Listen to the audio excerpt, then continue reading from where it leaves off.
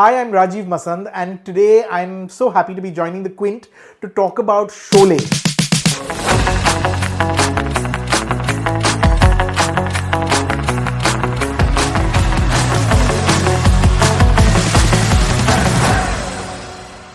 We are, of course, celebrating 50 years of what is arguably Hindi cinema's most popular film, and to be able to talk about a film that has meant so much to all of us, myself included, of course, is just a great opportunity. I feel like Sholay is a film that's a little older than I am, so I can't remember when I first watched it. I was probably a kid. I was probably on Doordarshan. I don't think the first time I watched Sholay was on a big screen.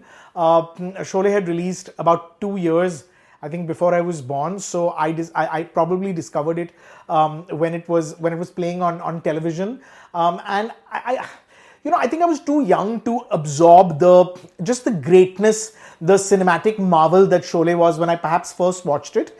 I think it's while I was probably a little older, probably in studying film in college, that one really understood what Sholay meant and why it is such a benchmark in Hindi cinema. Of course, when you think of Sholay, you think of those incredible characters. I think that very rarely does a film come along where you remember not only the leads, not only the principal characters, but every little supporting actor, every little supporting character that had even a bit part in it. The lines, the dialogues in Sholay became sort of punchlines. They became, they're used in, it's a bit like The Godfather. You use lines from the film in everyday use. They went on to become a part of our daily parlance, and that is something that's quite incredible. In the way that after Sholay, of course, Dilwale Dulhaniya Le Jayenge was. So I think the impact of Sholay can be felt not just for film buffs and cinephiles who love the film and love just the cinematic greatness of what Ramesh Sippy achieved, but also in daily use, right? I think even people born years later will still say, कितने आदमी थे, और भाग धन्नो आज बसंती की इज्जत का सवाल है, things like that. These are iconic lines which became part of our everyday use, and I think that therein lies some of the greatness and the impact of a film that became part of our sort of collective consciousness. I'm going to talk about 3 scenes or 3 moments that for me are very, very special. These are personal choices. It's impossible to pick just 3 or 5 or even 10 of the best scenes because this is a film that's so beautifully written and so carefully sort of hatched that it's hard to identify or pin down just 2 or 3 of the best bits.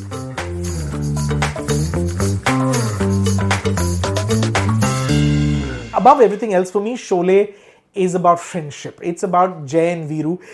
It is a story of friendship. It is, of course, a story of revenge, and it's a love story as well. It's many things at once, but for me, Sholay, what sort of directly spoke to me was the friendship. It was these 2 men who went on this mission, and just this unconditional sort of friendship. So, of course, the song, Ye Dosti Hum Nahi Chodenge. I mean, it is iconic. That song on the bike is something that is impossible to forget. It's just also those costumes became iconic. Bachchan Saab's sort of blue denim. I mean, he sort of put denim on the map, if you like, after Sholay. To me, that sequence, that song will always be the first thing I think of when I think of Sholay. The song went on to become an anthem. It is the number 1 friendship anthem for this country. The sidecar of the motorbike. So for me, that song and just the friendship between Jay and Veeru is what Sholay means to me first, above everything else.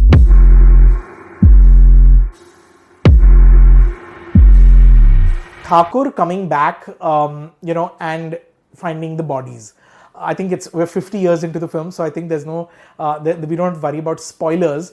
The family being killed and discovering all those bodies, and then of course there is that last body, which is the shorter body. So that's the kid, and that's the body that's completely covered, the corpse that's completely covered with that white cloth, and Thakur, of course, removing that white cloth.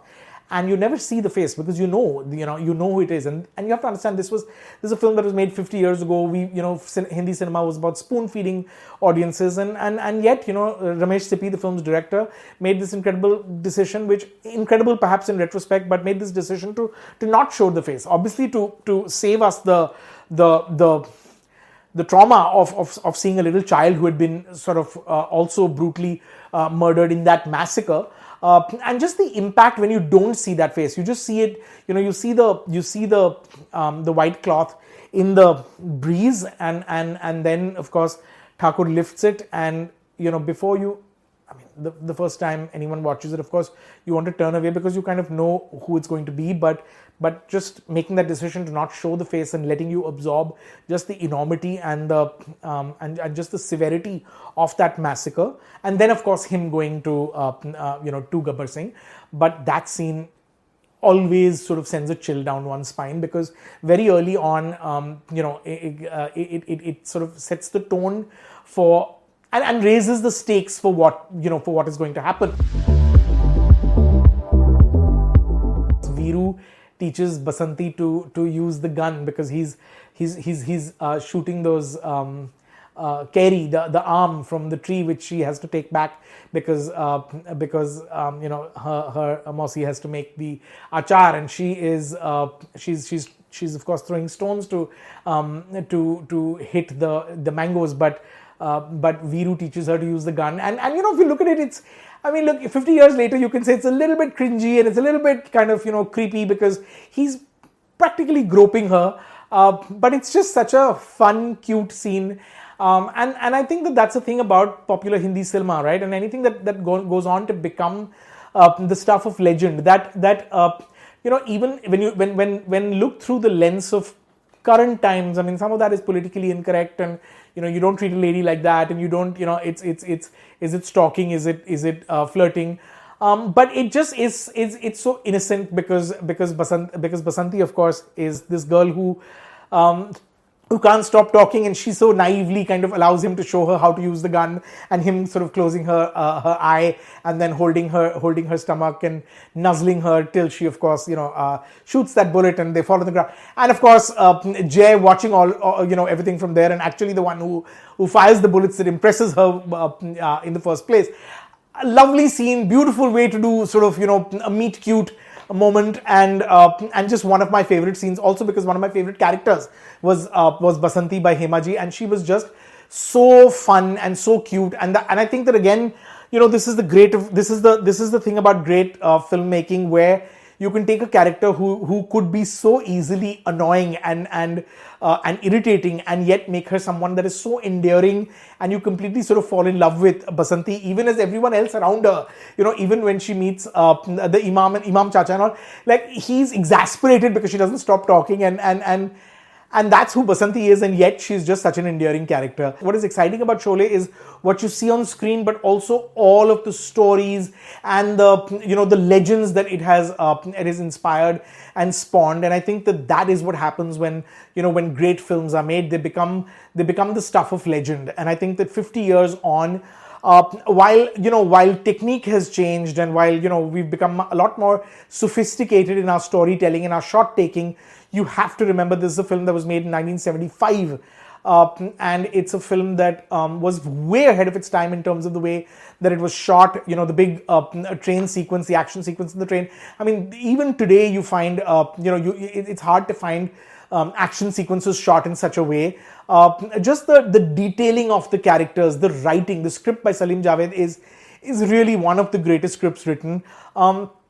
It's fashionable perhaps to look back, I think a lot of the younger generation looks back at older films and says, but what is such a big deal? It's an old film, and some of that argument, perhaps when you look at it through the lens of younger people who didn't live in those times, and who didn't who discovered these films much later on. I think perhaps that's their way of looking at it. But a film like Sholay really stands up because and holds up because the story feels compelling, and the characters. I think it's really about the characters. I think what Salim Javed did is they gave us a smattering of really interesting characters that have their own little quirks or have their own little characteristics, and it's hard to really forget any of them. Whether it's Jailer, whether it's Jayaji's character. I mean, even the bits that had the characters that had sort of single lines. Samba. I mean, it's the stuff of legend, and I just think it's so exciting and perhaps even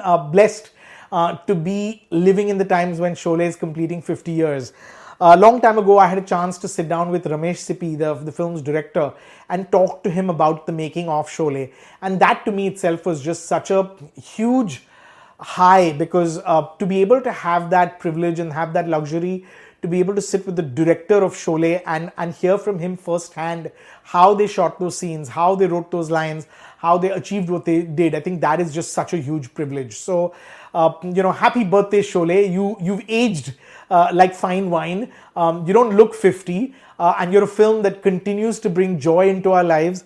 It's a film that, of course, one refers to as, it is the godfather of Hindi cinema. If Godfather is the greatest American film ever made, Sholay probably is the best Indian, best Hindi film certainly ever made, and a film that has spawned so many imitations, which fortunately or unfortunately were never were a patch on the original real deal.